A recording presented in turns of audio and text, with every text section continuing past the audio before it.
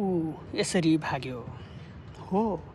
ऊ भागेकै हो तत्कालीन परिस्थितिबाट, यथार्थताबाट, लादिएका गाँजिएका अर्थहीन सिद्धान्तबाट, कोलाहल भिडबाट निस्किएर भ्रामक विचारबाट, सामाजिक मूल्य मान्यता सरकारी ऐन कानुन सबैबाट ऊ भाग्यो। स्वयंको नैतिकता आचरण र जिम्मेवारीबाट भाग्यो। भाग्दा भाग्दै ऊ यस्तो ठाउँमा पुग्यो जहाँ आफ्नो अस्तित्वको कुनै अवशेष छैन।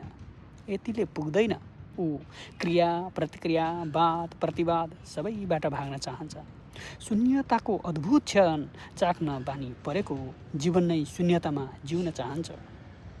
छाड्न चाहन्छ पल पलका स्मृति, तत्क्षण नै बनाउन चाहन्छ मगज खाली। तर छाड्दैनन् एक्लोपनले, जति भागे पनि सक्दैन लुक्न घामबाट, सक्दैन भाग्न अँध्यारोबाट।